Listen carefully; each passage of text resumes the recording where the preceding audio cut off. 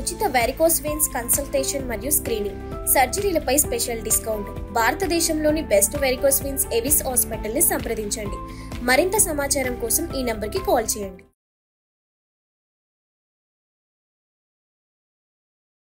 ప్రస్తుతం మనతో పాటు ఉన్నారు యశోద హాస్పిటల్స్ నుంచి ప్రముఖ జనరల్ ఫిజిషియన్ డాక్టర్ ఎంవి రావు గారు. సార్ నమస్తే. నమస్కారం. ఇప్పుడు ఈ సీజనల్ డిసీజులు ఉంటాయి, రకరకాలైనటువంటి ఈ సీజన్లో పర్టికులర్గా మాన్సూన్ సీజన్లో, ఈ వర్షాకాలం రెయినీ సీజన్లో వచ్చేటువంటి డిసీజులు ఏంటి, ఎలాంటి జాగ్రత్తలు వాటి తీసుకోవాలి? ఎందుకంటే ఈ టైంలో ఎక్కువ చూస్తుంటాం మనం లూజ్ మోషన్స్, వామిటింగ్స్, డయేరియాతో ఎక్కువగా బాధపడేటువంటి పరిస్థితులు ఉంటాయి అంటారు. వర్షాకాలంలో ఈ ఇన్ఫెక్షన్లు చాలా రెట్టింపు అవుతాయి. దానికి కారణం వాతావరణం వచ్చిన మార్పు వల్ల, అంటే వాతావరణంలో టెంపరేచర్, ఉష్ణోగ్రత కానీ హ్యూమిడిటీ తేమ మారటం వల్ల కొన్ని బ్యాక్టీరియా, వైరస్ బాగా వృద్ధి చెందుతాయి. అది మంచి అనువైన వాతావరణం వాటికి. దానివల్ల కొన్ని జబ్బులు ఎక్కువ అవుతుంటాయి. అదేవిధంగా ఈ వర్షాకాలంలో మనం తాగే నీరు వరద నీటితో కావచ్చు, మురుగునీటితో కావచ్చు కలుషితమైపోయి దాని ద్వారా మనకి జబ్బులు ఎక్కువ వస్తున్నాయి నీరు కాలుష్యం కావడం వల్ల. అదేవిధంగా దోమలు ఎక్కువ అవుతాయి కాబట్టి దోమల వల్ల మనకి ఈ మలేరియా, డెంగీ, చికున్గున్యా, కొన్ని చోట్ల ఎన్కెఫలైటిస్, మదరవాపు కూడా వస్తుంటుంది ఈ కాలంలో. సో వాతావరణ మార్పులు, నీరు కాలుష్యం, దోమలు, వీటన్నిటి ద్వారా మనకి ఈ కాలంలో చాలా ఎక్కువ జబ్బులు వస్తుంటాయి. వాతావరణంలో వచ్చి మార్పులు వచ్చే జబ్బులు ముఖ్యంగా మనకు అనుకోవాల్సింది ఫ్లూ. మన దేశంలో ఫ్లూ గురించి అవగాహన తక్కువ. ఫ్లూ అనేది ఒక్కొక్కసారి ఈ సీజన్ ఫ్లూ ప్రమాదకరంగా కావచ్చు. ఒకప్పుడు స్వైన్ ఫ్లూ వచ్చి భయపడ్డాము.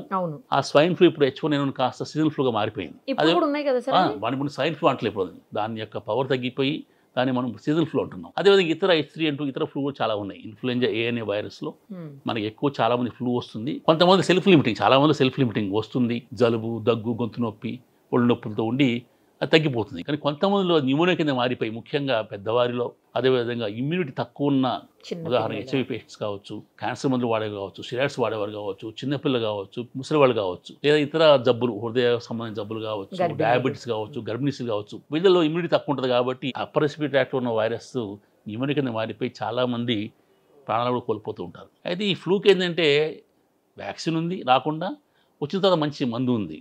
మనం చేయాల్సింది ఎర్లీ డయాగ్నోసిస్.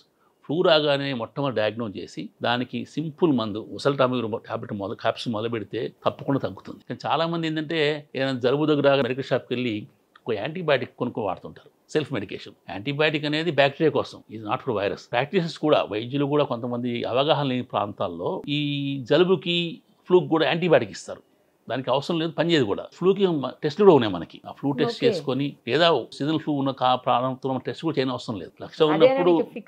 లక్ష ఉన్నప్పుడు యాంటీ ఫ్లూ మందులు ఇస్తే వాళ్ళకి ఆ జబ్బు తగ్గిపోతుంది. కాంప్లికేషన్ ముఖ్యంగా ఇందాక చెప్పినట్టుగా హై రిస్క్ గ్రూప్లో తప్పకుండా మనం ఫ్లూ ఉన్నదో లేదో గమనించి మందులు వాడాలి. ఎందుకంటే ఆలస్యం అయితే, డయాగ్నోస్ లేట్ అయిన తర్వాత అది అనేక కాంప్లికేషన్ దాడి చేసే అవకాశం ఉంది. సో అది కాకుండా మనకి రెస్పిరేటరీ ట్రాక్ట్లో ఇన్ఫెక్షన్స్ కాలంలో న్యూమోనియా రావచ్చు, బ్యాక్టీరియల్ న్యూమోనియా. అదే చాలా మందికి ఆస్తమా ఉన్న వాళ్ళకి కూడా ఆస్తమా ఎక్కువ అవుతుంటుంది. బ్రాంకియక్టైటిస్ ఉన్న వాళ్ళకి ఇన్ఫెక్షన్ వచ్చే అవకాశం ఉంది. కాబట్టి చాలామంది జలుబు, దగ్గు, అంటే మామూలు రైనోవర్స్ దగ్గు రావచ్చు, జలుబు రావచ్చు, సైనసైటిస్ రావచ్చు, ఇవన్నీ కూడా ఎక్కువ వస్తుంటాయి. కాబట్టి చాలా జాగ్రత్తగా ఉండాలి. ముఖ్యంగా ఇందాక అనుకున్నట్టు హై రిస్క్ గ్రూప్ పేషెంట్స్ జాగ్రత్తగా ఉండాలి. ఇది మనకి వాతావరణంలో వచ్చే వైరస్ వల్ల, బ్యాక్టీరియా వచ్చే జబ్బులు. ఇదే కొంతమంది ఫంగస్ వ్యాధులు వస్తుంటాయి. ముఖ్యంగా గ్రామ ప్రాంతాల్లో ఈ వర్షాకాలం బురదలో పనిచేసే వాళ్ళకి కానివ్వండి, చెప్పులు లేకుండా మామూలుగా బురదలు నడిచే వాళ్ళకి కాళ్ళ మధ్యలో ఈ ఫంగస్ వ్యాధి వచ్చే అవకాశం ఉంది. ముఖ్యంగా డయాబెటీస్ ఉన్న పేషెంట్స్కి అక్కడ స్కిన్ బ్రీచ్ అయిపోయి, స్కిన్ బ్రేక్ అయిపోయి అక్కడ బ్యాక్టీరియల్ ఇన్ఫెక్షన్ వచ్చేసి కాళ్ళు కూడా డయాబెటిక్ ఫుట్ వచ్చే అవకాశం ఉంది. కాబట్టి చాలా జాగ్రత్తగా ఉండాలి. సో ఇది కాకుండా కొంతమందికి ఏమవుతుందంటే మామూలు తామర, అవి ఆ అలర్జీస్ కూడా ఎక్కువ అవుతుంటాయి. ఫంగస్, తామర ఎక్కువ అవుతుంది. కొంతమందికి మామూలుగా ఈ కాలంలో ఉన్న ఎగ్జిమా కానీ అవి కూడా ఎక్కువ అవుతుంటాయి. ఇది వాతావరణంలో వచ్చి మాకు వచ్చే రెస్పిరేటరీ, అదే ఫంగల్ వ్యాధులు. అది కాకుండా ఇందాక అనుకున్న దోమల ద్వారా మనం చూస్తూ ఉన్నాం. చాలా మంది డెంగీ వస్తుంది, చికున్గున్యా వస్తుంది, అదేవిధంగా మలేరియా వస్తుంది. ఇది మలేరియా కూడా మనకి ముఖ్యంగా గిరిజన ప్రాంతాల్లో ప్రమాదకరమైన ఫాల్సిఫర్ మలేరియా చాలా ఎక్కువగా ఉంది. ఫాల్సిపారా మలేరియా. దానివల్ల ఏమవుతుందంటే ఫాల్సిపారా మలేరియా మలేరియాలో 4 జాతులు ఉన్నాయి. వైవాక్స్ మలేరియా మనం కామన్గా చూస్తుంటాం. ఫాల్సిపారం అనేది డేంజరస్ మలేరియా. దానివల్ల అది ఆలస్యం అయితే అనేక అవయవాలు దెబ్బతింటాయి. మెదడు కావచ్చు, దాన్ని సెరిబ్రల్ మలేరియా అంటాం. లివర్ దెబ్బతింటుంది, కిడ్నీస్ దెబ్బతింటాయి, రక్తం బ్రేక్ అయిపోయి రక్తహీనత ఏర్పడుతుంది, ప్లేటెట్స్ తగ్గుతాయి, సెకండరీ సెప్సిస్ వస్తుంది, చాలామంది ప్రాణాలు కోల్పోతారు. దీనికి కూడా ఎర్లీ డయాగ్నోసిస్ ఇంపార్టెంట్. అదృష్టం ఏంటంటే ఈ రోజుల్లో ప్రతి ప్రాంతంలో కూడా మనం మలేరియా టెస్ట్ చేయాలంటే చాలా తేలిగ్గా కొన్ని నిమిషాల్లోనే మనం మలేరియా డయాగ్నోజ్ చేయొచ్చు. అదే కాకుండా ఏ జాతి చెందిన మలేరియా చెప్పొచ్చు. అది వైవాక్స్ మలేరియానా, ఫాల్సిపారం చెప్పొచ్చు. ఒకప్పుడు మలేరియా టెస్ట్ చేయాలంటే బ్లడ్ స్మీర్ తీసుకోవాలి, మలేరియా కేంద్రం పంపించాలి, మైక్రోస్కోప్ చూడాలి, ఉండేది చాలా కష్టమైన పని. ఇప్పుడు మనకి ఆ సమస్య లేదు. మనం ర్యాపిడ్ టెస్ట్ చేసి ఫస్ట్ రోజే అది మలేరియానా, చికున్గున్యానా, డెంగీనా చెప్పొచ్చు. ఓకే. సో ఆ విధంగా డయాగ్నోస్ తేలికైంది. కాకపోతే ఇది అన్ని ప్రాంతాల్లో లభ్యం కావాలి, లభ్యం అవుతుంది కూడా. సో కాకపోతే అవగాహన, ప్రజల్లో వైద్యుల అవగాహన ఉండి ఫస్ట్ డయాగ్నోస్ చేస్తే మనకి కాంప్లికేషన్ రాకుండా ఉంటాయి. అదేవిధంగా దోమలతో మనకి కొన్ని ప్రాంతాల్లో ఫైలరైటిస్ వస్తుంది. అది కాకుండా దోమలతో కొన్ని ప్రాంతాలు అరుదుగా మన జాపనీస్ ఎన్కెఫలైటిస్ కూడా మెదడు వ్యాప్తి వచ్చే అవకాశం ఉంది.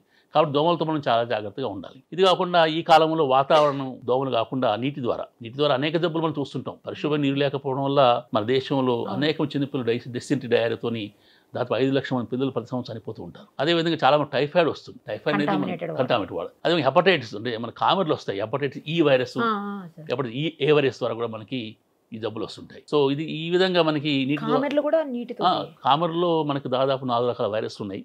వైరల్ హెపటైటిస్లో jaundice, hepatitis A, hepatitis E అనేది మనకి వచ్చేది నీటి ద్వారా లేదా కలిసిన ఆహారం ద్వారా వస్తుంది. హెపటైటిస్ బి అండ్ సి అనేది రక్తము లేదా అది వస్తుంటాయి, నీడిల్స్ ద్వారా వస్తుంటాయి. కాబట్టి మనకి ఈ కాలంలో మనం హెపటైటిస్ ఏ, హెపటైటిస్ ఈ కూడా చూస్తున్నాం. సో అందుకే మనం ఎప్పుడైనా పరిశుభ్రమైన నీరు, వేడి ఆహారం, తాజా ఆహారం తీసుకుండాలి. ఇంట్లో కూడా మనం పాత్ర మీద సరైన మూతలు పెట్టుకోవటం, అదేవిధంగా ఎక్కువ నిలవున్న ఆహారం తినకుండా ఉంటూ ఉండాలి. ముఖ్యంగా ప్రయాణం చేసేటప్పుడు కూడా మనం ఈ ఆహారం విషయంలో, నీటి విషయంలో చాలా జాగ్రత్తగా ఉండాలి. అది కాకుండా మనకి కొంతమందిలో ఈ కాలంలో ఈ జబ్బులు కాకుండా మనం ముఖ్యంగా గ్రామాల్లో వ్యవసాయదారుల్లో లెప్టోస్పైరోసిస్ వ్యాధి చూస్తుంటాం. లెప్టోస్పైరోసిస్ అంటే ఎలుకల ద్వారా వచ్చే వ్యాధి. అదొక బ్యాక్టీరియా. దానివల్ల ఏమవుతుందంటే మీ లివరు, కిడ్నీస్ దెబ్బతింటాయి. ఈ లెప్టోస్పైరోసిస్ వ్యాధి గ్రామంలో చాలా కామన్. ముఖ్యంగా వర్షాకాలంలో ఇది ఎలుకల మలమూత్రాల ద్వారా అది మనం తినే ఆహారం కలుషితమైనప్పుడు ఇది వస్తుంటుంది. సో ఇవి కూడా ఈ సీజన్లో మేము చూస్తుంటాం. కాబట్టి ఆ అవగాహన నుండి ఆ డయాగ్నోస్ చేసి వెంటనే సింపుల్ యాంటీబయాటిక్ ద్వారా కూడా మనం దాన్ని ట్రీట్ చేయొచ్చు. అది కూడా ప్రారంభ దశలో. ఈ జబ్బుని కూడా లేట్ అయిన కొద్దీ డెంగీ కావచ్చు, మలేరియా కావచ్చు, లెప్టోస్పైరా కావచ్చు, ఏదైనా ఆలస్యం అయితే డయాగ్నోసిస్లో ట్రీట్మెంట్ కష్టం అవుతుంది. పేషెంట్ ప్రమాదానికి గురి అవుతారు, కాంప్లికేషన్లు ఎక్కువ వస్తాయి. అదేవిధంగా పెద్ద హాస్పిటల్లో ఇంటెన్సివ్ కేర్ ట్రీట్మెంట్ ఇవ్వాల్సి వస్తుంది. కాబట్టి ఇవన్నీ జరిగే అవకాశం ఉంది. తర్వాత అతి ముఖ్యమైనది ఈ వర్షాకాలం మనం చూసేది గ్రామాల ప్రాంతాల్లో డయేరియా, నీల విరేచనలు కావచ్చు, రక్త విరేచనలు కావచ్చు, చాలామంది చూస్తున్నాం. పిల్లల్లో అదే కొంత వృద్ధుల్లో కూడా డయేరియా ఎక్కువైనప్పుడు డీహైడ్రేషన్ అయిపోయి షాక్లోకి వెళ్ళి ఇతర అవయాలు దెబ్బతిని చనిపోయిన సంఘటనలు ఎన్నో ఉన్నాయి. కాబట్టి డయేరియా వచ్చినప్పుడు మనం చాలా జాగ్రత్తగా ఉండాలి. డయేరియా చాలా, ఎందుకు మన దేశంలో చాలా మంది పిల్లలు డయేరియా చనిపోతూ ఉంటారు. సో డయేరియా వచ్చినప్పుడు ఏంటంటే చాలా మంది వాళ్ళకి భోజనం పెట్టరు, నీళ్ళు ఇవ్వరు. అది ప్రమాదం. డయేరియా వచ్చినప్పుడు మనం ఎక్కువ వాళ్ళకి ఓఆర్ఎస్ కానివ్వండి, ఎలక్ట్రల్ కానీ, కొబ్బరినీళ్ళు కానివ్వండి, లేదా మజ్జిగ, ఉప్పు, నిమ్మకాయ కలిపి వెంటనే వాళ్ళకి ఇస్తూ ఉండాలి. వామిటింగ్ అయినా సరే కొంత ఇస్తూ ఉండాలి. ఎందుకంటే హాస్పిటల్కి వెళ్ళే వరకైనా డీహైడ్రేషన్ లోను కాకుండా ఈ ద్రవాలు ఇస్తూ ఉండాలి. దగ్గరలో ఉన్న ప్రాథమిక ఆరోగ్య కేంద్రం కానివ్వండి, ప్రైవేట్ హాస్పిటల్ కానివ్వండి, ఏదైనా హాస్పిటల్కి వెంటనే వాళ్ళు సింపుల్ ఐవి ఫ్లూయిడ్స్ చేయడం వల్ల మనం ప్రమాదాన్ని నివారించుకోవచ్చు. ఇంకొకటి, చాలామంది ఇన్ఫెక్షన్ వచ్చినప్పుడు సెల్ఫ్ మెడికేట్ చేసుకుంటారు. ఈ డయేరియా, డీసెంట్రీ వచ్చినప్పుడు చాలామంది మెడికల్ షాప్కి వెళ్ళి ఇది విదేశంలో ఆపడానికి మందు వాడుతుంటారు.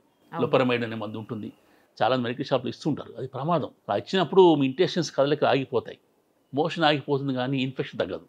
లోపల ఉన్న విష పదార్థాలన్నీ కూడా, టాక్సిన్స్ కూడా లోపలికి అబ్జర్వ్ అయిపోయి ఆ పేషెంట్ షాక్లో పోయి చనిపోయే అవకాశం. కాబట్టి డయేరియా వచ్చినప్పుడు డయేరియా ఆపటానికి మందులు వాడకూడదు. ఇన్ఫెక్టివ్ డయేరియా వచ్చినప్పుడు ఇన్ఫెక్షన్ బయటకు వస్తుంది. మనం ఇలా లోపల పోవడం కరెక్ట్. మనం ఏంటంటే మనం చేయాల్సిన పని ఎంత బయటికి పోతున్న ద్రవం, ఇన్ని ఎలక్ట్రోలైట్స్ బయటికి పోతున్నాయో అన్నీ మనం రిప్లేస్ చేస్తుండాలి. అది ట్రీట్మెంట్. అది కాకుండా అది ఇన్ఫెక్షన్ అయితే ఆ ఇన్ఫెక్షన్కి మనం యాంటీ ఇన్ఫెక్టివ్ డ్రగ్స్ అంటే యాంటీ డైరియల్స్ వాడుతూ ఉండాలి. ఇది కరెక్ట్ ట్రీట్మెంట్. అంతేగాని సెల్ఫ్ మెడికేషన్ ప్రకారం ఇష్టమైన మందు వాడకూడదు. అదే కూడా చాలా మంది ట్యాప్ వాటర్, మామూలు వాటర్ తాగుతుంటారు. డైరియా వచ్చినప్పుడు మామూలు వాటర్ హెల్ప్ చేయదు. ఎందుకంటే మామూలు వాటర్లో మీకు కావాల్సిన లవణాలు, సోడియం, పొటాషియం ఉండవు. కాబట్టి అది హెల్ప్ చేయదు. కాబట్టి మీరు తప్పకుండా అందులో ఉప్పు, నిమ్మకాయ లాంటిది కలిపితే అందులో పొటాషియం ఉంటుంది, అవి తాగాలి. అది కాకుండా కొబ్బరి నీళ్ళు చాలా బెస్ట్. కొబ్బరి నీళ్ళు సరైన మోతాదులో మీకు సోడియం, పొటాషియం ఉంటాయి. అది లేదా మీకు ప్రతి దగ్గర కూడా, ప్రతి చిన్న ఊళ్ళో కూడా మీకు ఓఆర్ఎస్ లభ్యమవుతుంది.